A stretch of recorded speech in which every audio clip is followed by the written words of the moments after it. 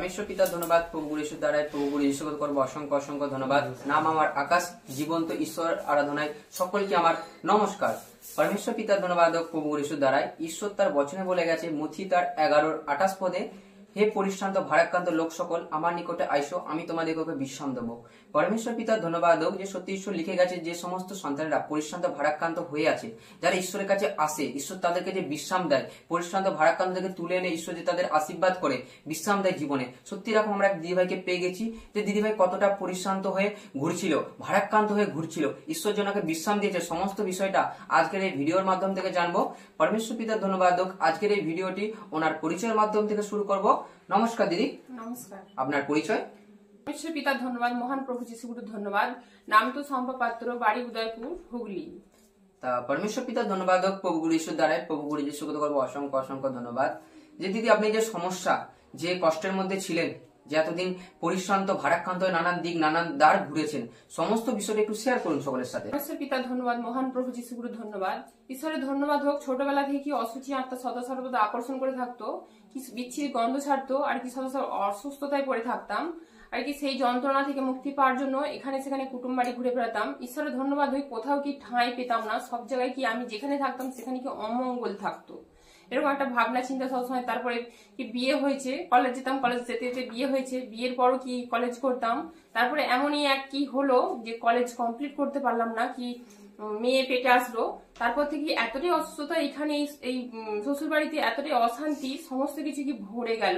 মেয়েটা যখন থেকে হলো তখন থেকে আরো সমস্যা বেড়ে গেল। গোটা এই যে বাস্তুতে বাস করি, বাস্তু জুড়ে কি সদা সর্বদা অশান্তি আগুনের মতন জ্বলতে থাকতো প্রতিনিয়ত। কি স্বামীর কাজ ছিল না, কাজে যেত না, এমন করে এমন একটা জায়গাকে গেল কি অশান্তিতেই পড়ে থাকতাম। মানে মেন্টালি সমস্যা আসতে শুরু করেছিল। চিকিৎসা হতো কিন্তু ওষুধের দ্বারাই কি স্থগিত করা ছিল। তারপরে ছেলেটা হলো, ছেলেটার হওয়ার পর থেকে যে অপারেশন হলাম সিজারে, তারপর থেকে কি গোটা শরীরে যন্ত্রণা জ্বালা, কি প্রত্যেকটা অঙ্গ প্রত্যঙ্গে কি কষ্ট আসতে শুরু করলো। ঈশ্বরের ধন্যবাদ হোক। তারপরে কি পুনরায় সিস্ট দেখা দিল। সিস্টের জন্য কি যখন ছোট বাচ্চাটা ছোট ছিল বলে কি অপারেশন করা যায়নি, কিন্তু 10 বছর আমাকে ওষুধ খেয়ে খেয়ে সেই বয়সটা, আমার বয়সটাকে বাড়াতে হয়েছিল যে একটা স্টেজে গেলে তবে অপারেশন করা যাবে। তো ঈশ্বর ধন্যবাদ হোক, সেই স্টেজে গিয়ে যাওয়ার পর কি অপারেশন করা হলো। অপারেশন করার পর এমন এক জায়গায় যাচ্ছিল যে প্রত্যেকটা পার্টস কি খারাপ হতে শুরু করেছিল। কি যখনই চিকিৎসা করা হচ্ছে বলছে কি যে এইটাও অপারেশন করতে হবে।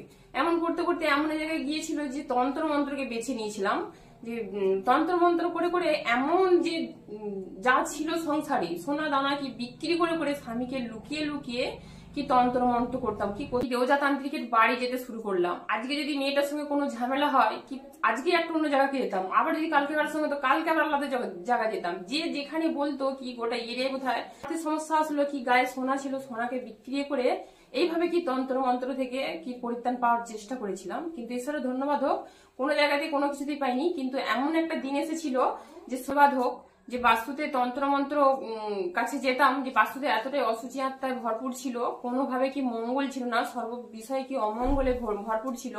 কি সেখানে শ্বশুর শাশুড়ি যা জাউলি দেওর সমস্ত কিছু সমস্ত দিক থেকে কি আমার মধ্যে বাধা আসতো।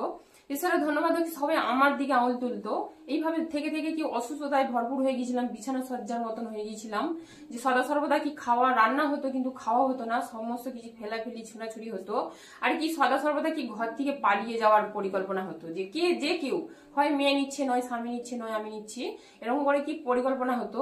এরকম করতে করতে যেতে যেতে এমন এক জায়গায় এসে গিয়েছিল যে মানে অর্থ যেখানে ছিল সোনা দানা বিক্রি করে তন্ত্রমন্ত্রতে চলে যেতাম, সেখানে পরিত্রাণ পাইনি।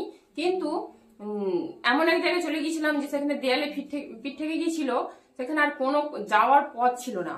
परमेश्वर पिता धन्यवाद, महान प्रभु যিশু গুরু ধন্যবাদ যে এই মন্ডলীতে যাওয়াতে প্রভু যিশুকে চেনাতে জানাতে কি সমস্ত বিষয়ে কি ঈশ্বর আশীর্বাদ করেছেন। সেই অসুস্থতা থেকে কি সুস্থতাও ফিরে এসেছে, অশান্তি থেকে কি শান্তিতেও ফিরে এসেছে।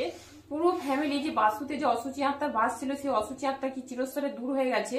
সমস্ত ফ্যামিলি মেম্বারদের মধ্যে কি শান্তি, পবিত্রতা, কি প্রেম এসেছে। তো আরো কি ঈশ্বর আশীর্বাদ করেছে যে যেখানে স্বামী কাজ করতো না, 1 সপ্তাহ কাজ করলে 1 মাস বসে থাকতো, সেখানে ঈশ্বর কি সম্মানের দ্বারা প্রার্থনা করতে কি ওখানে ঈশ্বর আশীর্বাদ করেছেন যে প্রতিনিয়ত স্বামীর কাজ আছে, স্বামী আসছে, মন্ডলী অন্বেষণ করছে, কি স্বামীরও মন পরিবর্তন এত করেছে, যেখানে অশান্তি থাকতো সেখানে এত প্রেম শান্তি এসেছে। আর কি প্রতিনিয়ত কি অর্থের যে সমস্যা, সেই অর্থের সমস্যা ঈশ্বর দূর করেছে। যে দেনায় পড়েছিলাম, যে পর্বতের ন্যায় দেনা হয়ে গেছিল, বাড়ি করেছিলাম, বাড়ির সময় থেকে কি ঈশ্বরের ধন্যবাদ হোক কি সংসারে অশান্তির জন্য ঘেরাঘেরি চলছিল জায়গা, সেইভাবে কি ঘেরে বাড়ি করেছিলাম, তখন থেকে কি 5 লাখ টাকা দেনা হয়েছিল। 5 লাখ টাকা দেনাটা কোথায় গিয়েছিল না 15 লাখ টাকায় চলে গিয়েছিল। ঈশ্বরের ধন্যবাদ হোক, কোনো মতে কি ওখান থেকে বেরোতে পারা যায়নি, তবুও কমিয়ে কমিয়ে কি ছিল 7-8 লাখের মতন দেনা ছিল। কি সেখান থেকেও কোনো রাস্তা ছিল না, পুরো সমস্ত কিছু বন্ধ হয়ে গিয়েছিল। তখন ঈশ্বরের ধন্যবাদ হোক, ঈশ্বরের দ্বারে আঘাত করাতে কি ঈশ্বরের মন্ডলী অন্বেষণ করতে কি দুটো নামে ধন্যবাদ দেওয়াতে, প্রভু যিশুর নাম নেওয়াতে কি সে যেই ব্যাংক থেকে 1.5 লাখের বেশি লোন দিত না, সেখান থেকে কি 9,40,000 টাকা লোন ঈশ্বর আশীর্বাদ করেছেন। তো সেখান থেকে সেই পর্বতের ন্যায় দেনা থেকে কি ঈশ্বর পরিত্রাণ দিয়েছে, মুক্তি দিয়েছেন। আরো কি ঈশ্বর আশীর্বাদ করেছেন যে বর্ষা আসলে প্রতি বছর, আমার 18 বছর বিয়ে হয়েছে, কি বর্ষা আসলে আষাঢ় মাস থেকে আশ্বিন মাস পর্যন্ত কোনো কাজ থাকতো না, সেখানে কি ছেলে মেয়েদের যদি কোনো কিছু হয়ে যেত সেখানে দেনা করে কি ডাক্তার দেখাতে হতো। আর কি কি খাবো, আজকে খেয়েছি কালকে কি খাবো সেই চিন্তা করতে হতো। কিন্তু ঈশ্বরের ধন্যবাদ সমস্ত কিছু আছে, আর থেকেও কি হতো শূন্য মনে হতো যে আমাদের কিছু নেই, এরকম একটা সবসময় অশান্তি মনের মধ্যে কাজ করতো। কিন্তু এবছর ঈশ্বরকে চেনাতে কি প্রভু যীশু গুরুর নাম থেকে ধন্যবাদ দিয়াতে, মন্ডলী অন্বেষণ করাতে, তো সেই যে কাজের সমস্যা ঈশ্বর আসতে দেয় না, কোনোদিনও কি কাজ বন্ধ নেই। আরো কি ঈশ্বর আশীর্বাদ করেছেন, স্বামী কি বাইরে যাওয়ার জন্য কি পরিকল্পনা করতো, 10 বছর ধরে করছে যে কি হচ্ছে আমাদের ফ্যামিলিতে, কি হচ্ছে, আমাকে বাইরে যেতে হবে, অনেক চেষ্টা করেছি কিন্তু কোনো মতেই কোনো পথ পায় না। ঈশ্বর ধন্যবাদ, ঈশ্বরকে চেনাতে জানাতে কি 10 মাস করাতে সেখানে ঈশ্বর কি আশীর্বাদ করেছেন যে বাইরে, যে ইন্ডিয়ার বাইরে যে কাজ করার জন্য ভিসা কাটিয়ে রেখেছিলেন, সেখানে কি 3 দিনের মধ্যে কি ঈশ্বর আশীর্বাদ করেছেন যে ইন্ডিয়ার বাইরে কাজের সুযোগ পেয়েছে এবং খুব সুন্দরভাবে সেখানে কাজ করছে। যেখানে যে অর্থের সমস্যা, ছেলে মেয়েদের মধ্যে হইতে যে লাঞ্ছনা আসতো মায়ের প্রতি, বাবার প্রতি, সেখানে কি ঈশ্বর সমস্ত দিক কি বন্ধ করে দিয়েছে। আর ছেলে মেয়েদের মধ্যেও কি যখন এই অভাব চলে গেছে, তখন কি প্রেম এসেছে, পিতামাতাকে সম্মান করতে শিখেছে। আর কি ঈশ্বর আরো একটা আশীর্বাদ করেছে কি বাড়িতে যে মুদিখানা দোকান, সেখানেও কি খুব সুন্দর চলছে মুদিখানা দোকান, ঈশ্বরকে জানার পরে কি ঈশ্বর আশীর্বাদ করেছেন। আরো কি জমি জায়গা আছে, সমস্ত কিছু দিক দিয়ে কি ঈশ্বর মঙ্গলবাদ করেছেন। কোন রকম কি সমস্যা, অসুস্থতা, কি অশান্তি এবং অভাব কিচ্ছু নেই, সমস্ত প্রভু যিশুর নামে দূর হয়ে গেছে। পরমেশ্বর পিতার ধন্যবাদ, মহান প্রভু যিশু গুরুর ধন্যবাদ। তা পরমেশ্বর পিতা ধন্যবাদ হোক প্রভু গুরু ঈশ্বর দ্বারাই, প্রভু গুরু যিশু কত করবো অসংখ্য অসংখ্য ধন্যবাদ যে সত্যি ঈশ্বর তার বচনে কত সুন্দর লিখে গেছে যে এই পরিশ্রান্ত ভারাক্রান্ত লোক সকল আমার নিকটে আইসো, আমি তোমাদেরকে বিশ্রাম দেবো। দিদি সত্যি কতটা পরিশ্রান্ত ভারাক্রান্ত হয়ে পড়েছিল, আজ ঈশ্বরকে চেনাতে জানাতে ঈশ্বর জীবনের জীবনে বিশ্রাম দিয়েছে। এত দিক থেকে ঈশ্বর আশীর্বাদ করেছে, অর্থের আয়নের দিক থেকে, ঘরের শরীর মানে ঘরের শারীরিক দিক থেকে এবং সংসারের দিক থেকে, সমস্ত দিক থেকে ঈশ্বর কি করেছে, মঙ্গলবাদের আনায়ন করেছে। সত্যি ঈশ্বর মহান, সর্বশক্তিমান।